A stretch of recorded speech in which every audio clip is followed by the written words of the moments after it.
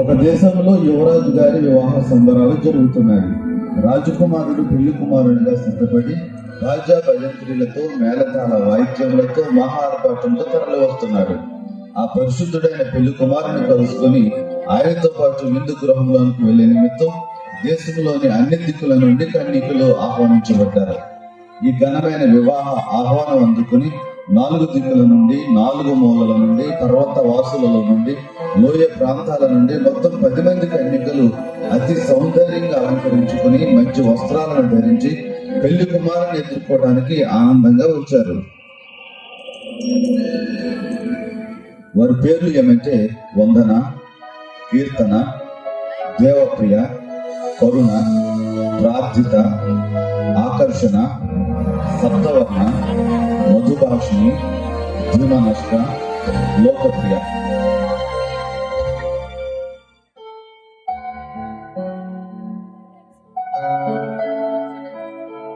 ఇదిగో ఆకర్షణ, నువ్వు నీ దివిటి చాలా ఆకర్షణీయంగా కనిపిస్తున్నారు. మరి దివిటితో పాటు నూనె బుడ్డి లేదేంటి? నీలాంటి వాళ్ళంతా మాలో ఏదో ఒక లోపాన్ని చూస్తూ ఉంటారు. ఇంత ఆకర్షణీయంగా ఉన్న నన్ను నా దివిటిని పొగడడం మానేసి నూనె బుడ్డ విషయం మాట్లాడడానికి ఇదా సమయం? అయినా నూనె బుడ్డ ఎందుకు? ఇంత చక్కని ఆకర్షణీయమైన దివిటి అంత త్వరగా ఆరిపోతుంది అనుకున్నావా? దయచేసి నీ వ్యర్థమైన ప్రశ్నలతో నా సంతోషాన్ని పాడు చేయకు. చూడు ఆకర్షణ, నాతోటి కన్యకవు కాబట్టి ప్రేమతోనే నేను బుడ్డి విషయం అడిగాను గాని నిన్ను కించపరచాలని కాదు. నా మాటలతో నిన్ను నొప్పిస్తే నన్ను క్షమించు. ఇదిగో సప్తవరణ, ఇలరా. వందన ఏదో ఉచిత సలహా ఇస్తుంది, కాస్త విను. నాకైతే ఈమె మాటలు వినే ఓపిక లేదు. ఆకర్షణ, దొరక్క ఈ వందన చేతికే దొరికిపోయావా? అయినా ఆమె చెప్పే మాటలు ఒక చెవితో విని మరో చెవితో విడిచిపెట్టేయాలి, అంతేగాని అలా పట్టించుకోకూడదు. ఇదిగో సప్తవన్న, నీ బట్టలోని దివిటి 7 రంగులతో భలేగా ఉన్నాయి గాని వందన ఇచ్చిన చక్కని సలహాను అంత తేలిగ్గా తీసి పడేయకూడదు.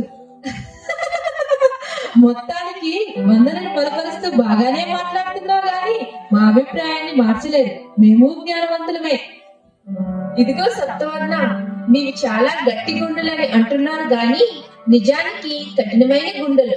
మీ ఆలోచనలో లోపం ఉందని తెలిసి కూడా మార్చుకోవడానికి ఇష్టపడని మూర్ఖులు మీరు. మీ పొరపాట్లను పొరపాట్లుగా ఒప్పుకొని స్వనీతి పరులు మీరు.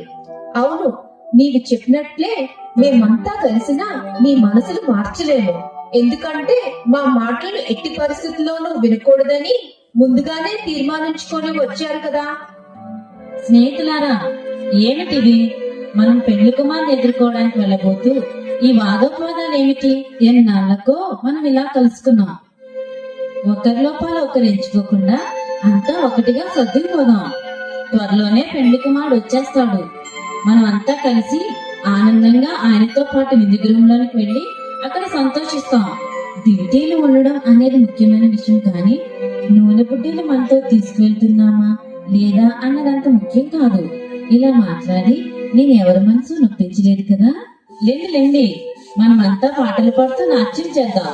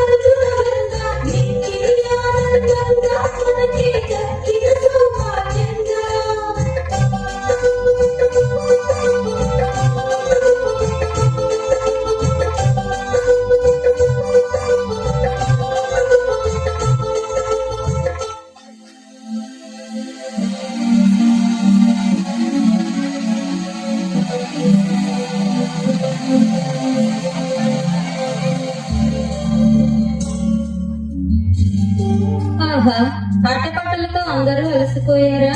పెళ్లి కుమారుడు రాకముందే ఇలా అలసిపోతే ఆయన వచ్చాక ఏమి సంతోషించగలం? అందుకే కొంచెం ఆత్మీయ జ్ఞానం ఉపయోగించాలని చెబుతుంటాను. పెళ్లి కుమారుని ఎదుర్కొనే నిమిత్తం మనం ఎక్కువగా సిద్ధపడడానికి, తక్కువగా సిద్ధపడడానికి చాలా తేడా ఉంది. చూడండి, మేము ముందు జాగ్రత్తలో అదనముగా నూనెను బుడ్డిలో తీసుకుని వస్తున్నాం. మీరేమో దానికేం పర్వాలేదని అదనపు నూనె లేకుండానే వస్తున్నారు. ముందే గుర్తించిన సమస్యలను కప్పిపుచ్చే దానికంటే సమయం ఉన్నప్పుడే వాటిని పరిష్కరించుకోవడం మంచిది కదా. వందన సత్యాన్వేషి దైవజ్ఞానుల మాటలు వింటుంటే అంతా నిజమే అనిపిస్తుంది. మనం కూడా వాళ్ళ అదనంగా నూనె తీసిపోతే మంచిదేమో అనిపిస్తుంది. అయితే ఆకర్షణ సప్తవర్ణ మధుభాషణ మాటలు వింటుంటే అదనంగా నూనె తీసుకుని వెళ్ళడం వ్యర్థమేమో అనిపిస్తుంది. అబ్బా, నాకేం అర్థం కావడం లేదు. కొత్తసేపు ఏమో నూనె అదనంగా తీసుకుని వెళ్ళడమే మంచిది అనిపిస్తుంది. అంతలోనే అదన భారం తప్ప ఇంకేం కాదనిపిస్తుంది. అబ్బబ్బా, ఈ రెండు ఆలోచన మధ్య సతమతం అయిపోతున్నాను. అయ్యో దిమనస్క, నువ్వు మానసిక అనారోగ్యంతో ఉన్నట్టున్నావు. నీ కోసం నేను ప్రార్థన చేస్తాను. దయచేసి ఒక మంచి నిర్ణయాన్ని త్వరగా తీసుకో. రాధిత, నీ ప్రసంగాన్ని కాస్త ఆపుతావా? కనబడని దేవునికి ఎంత మొర పెడితే ఏం లాభం? మన కళ్ళ ముందు కనిపించే మనుషులను సహాయం కోరితే ఒకరు కాకపోతే మరొకరైనా సహాయం చేస్తారు. ఉదాహరణకు ఈ రోజు మనం పెళ్లి కుమార్ని ఎదుర్కోవడానికి వెళ్తున్నాం. మీరేమో దివిటీలతో పాటు నూనె బుడ్డీలు కూడా అదనంగా తీసుకుని వెళ్ళాలని అంటున్నారు. మేమేమో దివిటీలుంటే చాలు, అదనంగా నూనె బుడ్డీలు తీసుకుని వెళ్ళనక్కర్లేదు అని అంటున్నాము. ఇక్కడ తేడా ఏమిటంటే, ఎవరైనా సహాయం చేస్తారనే నమ్మకం మీకు లేకపోవడం వలన కనబడే మనుషుల్ని విడిచిపెట్టి కనబడని దేవుణ్ణి ప్రార్థిస్తారు. మేము చూడండి, మాకు ఈ లోకంలో ఎంతో మంది స్నేహితులున్నారు. మా స్నేహితులంతా మాకు సహాయం చేస్తారు. మీరంతా ప్రత్యేకంగా ఉంటారు. మీలాంటి వారితో తప్ప ఎవరితోనూ కలవరు. మిగతా వారితో అస్సలు సహవాసమే చేయరు. కాబట్టి మీరు కష్టాల పాలైతే మిమ్మల్ని ఆదుకోవడానికి ఈ లోకంలో ఎవరూ ముందుకు రారు. ఇదిగో లోకప్రియ, ఈ లోకాన్ని అధికంగా ప్రేమించడం వలన నువ్వు అలా మాట్లాడుతున్నావు. కాబట్టి అదనంగా నూనె తీసుకుని వెళ్ళాలన్న మా సలహా నీకు నచ్చలేదు. సరే, ఎవరికి నచ్చినట్లు వారి నిర్ణయాలు తీసుకోండి. చాలే, రండి, ఎవరు గొప్ప తెలుసుకుందాం.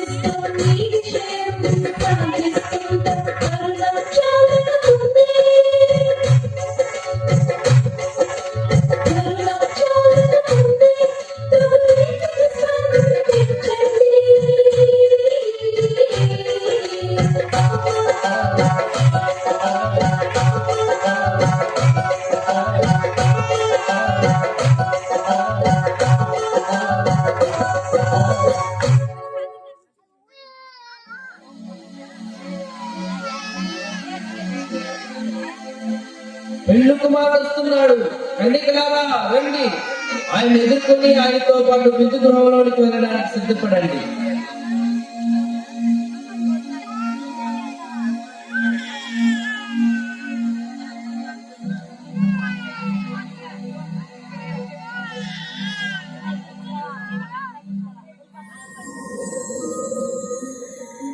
అయ్యో, నా దివిటీని ఎంత ఆకర్షణీయంగా తయారు చేసుకున్నా లాభం లేకపోయింది. ఎంత ఆకర్షణీయంగా ఉన్నా నూనె లేకపోతే వెలగదు కదా. పెళ్లి కుమారుతో పాటు విందు గృహంలోకి వెళ్ళటానికి ఎంత ఆకర్షణీయమైన దివిటి ఉన్నా చాలదు, అది వెలుగుతూ ఉండాలి కదా. అయ్యో, నేను ఇప్పుడు ఏం చేయను? అది సరేలే, నా దివిటీని 7 రంగులతో అలంకరించాను. రంగులున్నంత మాత్రాన దివిటి వెలుగుతుందా? నేను ఎంత బుద్ధిహీనురాలిని. వందన, సత్యాన్వేషి కలిసి ఎంత మంచి సలహాలు ఇచ్చినా నేను పాటించలేదు. అయ్యో, ఇప్పుడు నేనేం చేయను? మీ సంగతి అలా ఉంచండి, నా పరిస్థితి మరీ ఘోరం. ఒకరి లోపల ఒకరు ఎంచకుండా సర్దుకుపోదాం, అంతా సమానమే అని మధురమైన మాటలు పలికాను. అయ్యో, ఇంత కష్టపడి వచ్చి ఇన్ని గంటల పాటు ఎదురు చూసి మనం లోపలికి వెళ్ళలేమేమో. అయ్యయ్యో, ఎంత బుద్ధిహీనంగా ప్రవర్తించాను.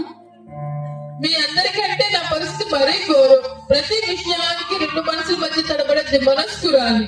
ఈ మానసిక రోగం నుండి విడుదల పొంది సరైన నిర్ణయాలు తీసుకోవాలంటే దేవుని సన్నిధిలో ప్రార్థించాలని ప్రార్థన ముందే చెప్పింది. ప్రార్థన చెప్పినట్టే జరిగింది. అప్పుడు కొంచెం ఆమె మాట విని అదనపు నూనె ఆపద సమయంలో ఆదుకుంటుందని గ్రహించి ఉంటే ఎంత బాగుండేది. ఇప్పుడు తీరిక కూర్చుని బాధపడితే ఏంటి ప్రయోజనం? ఆకర్షణ, సప్తవర్ణ, మధుభాషిని, ద్విమనస్క ఎందుకు ఇలా బాధపడుతున్నారు? ఎంతో ప్రియముగా ఎంచుకున్న ఈ లోకం అంతా మన ముందు ఉంది. ఈ లోకంలోని మనుషులంతా మన స్నేహితులే. దివిటీని వెలిగించుకోవడానికి కొంచెం నూనె ఎవరిని అడిగినా ఇస్తారు. మీరేమీ కంగారు పడకండి. నేను ఈ లోకంతో బాగా స్నేహం చేసిన దాన్ని. ఏదో ఒకలా నూనెను నేను సంపాదించుకొని వస్తాను. మీరిక్కడే ప్రశాంతంగా కూర్చోండి. లోకప్రియ, ఆకు. రాత్రి వేళ ఏ ప్రమాదమైనా జరగచ్చు. నాకు మరో ఆలోచన వస్తుంది. నిరాశ నిస్పృహలతో కృంగిపోయిన మమ్మల్ని ఎంతో ధైర్యపరిచావు. నీ మాటలు వింటుంటే ఏదో ఆశ కలుగుతూ ఉంది. ఈ సమయంలో నువ్వు తప్ప నువ్వు సంపాదించుకునే పని ఎవరూ చేయలేరు. కాబట్టి నువ్వు చెప్పినట్లే వెళ్ళి నువ్వు సంపాదించుకునిరా. అయ్యో విమనస్క, నీ వల్ల మా అందరికీ పిచ్చి పట్టేటట్లుంది. ఇప్పుడే వెళ్ళొద్దు అన్నావు, ఇంతలోనే వెళ్ళు అంటున్నావు. నువ్వు అలా ప్రక్కన ఉండు. స్నేహితులారా, మీరు చెప్పండి, ఎవరినైనా అడిగి నూనె తీసుకురావడానికి నేను వెళ్ళాలా వద్దా? విమనస్కలా కాకుండా ఏదో ఒకటి సరిగ్గా చెప్పండి. లోకప్రియ, కొంచెం సంభాలించుకో. ఇలాంటి సమయంలో మనం ఒకరినొకరు తిట్టుకోవడం, నిందించుకోవడం లాంటివి చేయకూడదు. నేను మధురంగా మాట్లాడగల చాతుర్యం ఉన్నదాన్ని కాబట్టి నా మాటల చాతుర్యంతో పని జరిగిస్తాను. నూనె అదనంగా తెచ్చుకున్న వారిని అడిగి మన దివిటీని నింపుకుందాం. పెండ్లి కుమారునితో విందు గృహంలోకి వెళ్దాం. మధుభాషిని చెప్పిన ఆలోచన చాలా బాగుంది. ఇక ఆలస్యం దేనికి? మధుభాషిని, నీ మధురమైన మాటలతో వాళ్ళ దగ్గర నుండి నూనె సంపాదించుకునిరా. నీకు శుభం కలుగునుగాక. నా మీద మీరు నమ్మకం ఉంచినందుకు కృతజ్ఞతలు. నేను వాళ్ళ దగ్గరికి వెళ్తాను. ఒకవేళ అవసరమైతే నేను సైగ చేస్తాను. అప్పుడు మీరు కూడా రండి, సరేనా?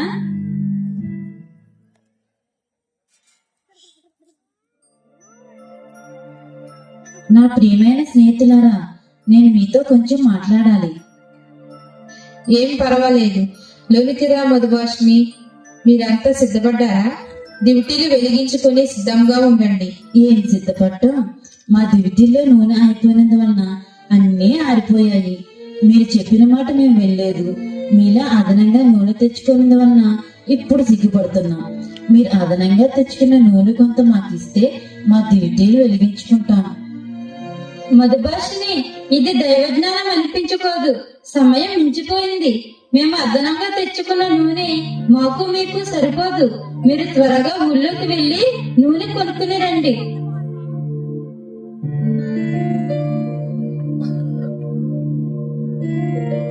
దయచేసి కొంచెం నూనె కూడా మాకు నూనె ఇవ్వండి. ఈ నూనె మీకు మాకు సరిపోదు.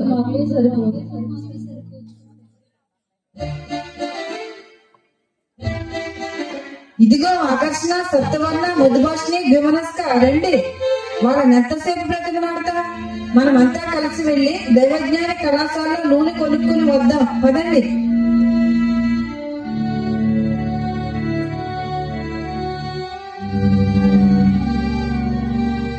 ఇలా ఆ 5 కన్యకులు నూనె కొనుక్కోవడానికి ఊరిలోకి వెళ్ళారు.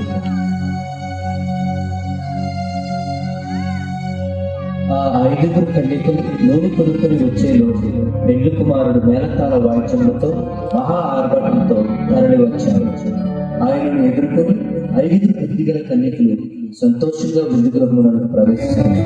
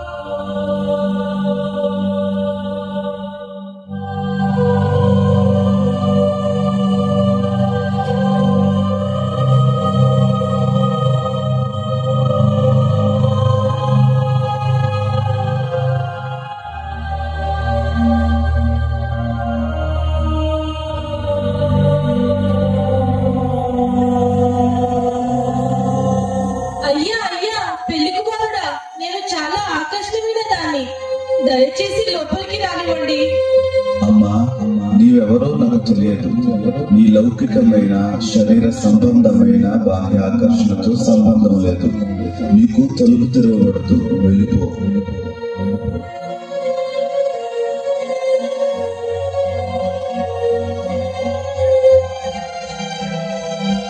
అయ్యా, పెళ్లి కుమారుడా, నేను సప్తవర్ణాల వారి నుండి వచ్చాను, నాకు తలుపు తెరవండి. అమ్మా, ఈ రంగుల లోకానికి గాని నీకు గాని ఇక్కడ చోటు లేదు. అసలు నువ్వెవరో నాకు తెలియదు, వెళ్ళిపో. లోపలికి వచ్చే అవకాశం నీకు లేదు.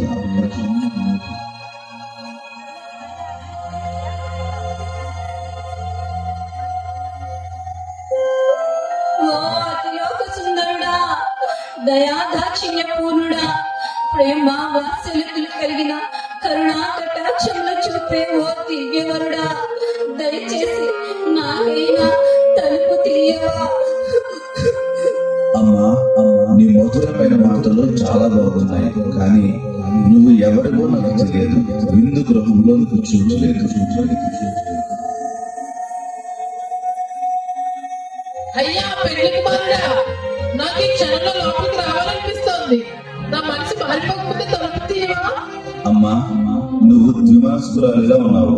లోపలికి వచ్చాక మళ్ళీ బయటికి పోవాలని ఉందని అంటావు. నీలాంటి ద్విమనస్కులకు నా విందు గృహంలో అసలు స్థానమే లేదు, వెళ్ళిపో.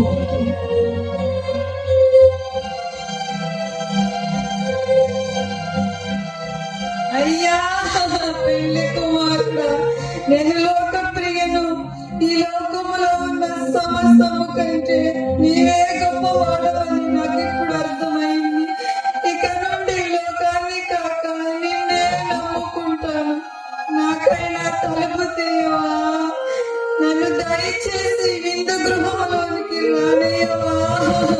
నీ పేరు లోకప్రియ అంటున్నావు. నువ్వెవరివో నాకు తెలియదు, వెళ్ళు. ఆ లోకాన్ని ప్రేమిస్తూ ఆ లోకంలోనే నశించుకో.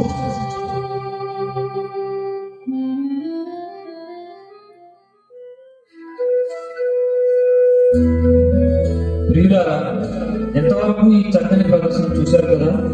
ఒకవేళ ఇంకా మనం కూడా ఈ బుద్ధి లేని కన్యకల వలె దేవుని ప్రేమను తెలుసుకోకుండా లోకానుసారంగా ఆత్మీయ అంధకారంలో జీవిస్తున్నట్లయితే ఇప్పుడే పెళ్లి కుమారుడైన యేసయ్యను మన హృదయాల్లోనికి ఆహ్వానించి రక్షణ భాగ్యాన్ని, పరిశుద్ధాత్మ అనే నూనెను పొందుకుని ఈ చీకటి లోకంలో మనం దివిటీగా ఉండి వెలుగొందుదాం.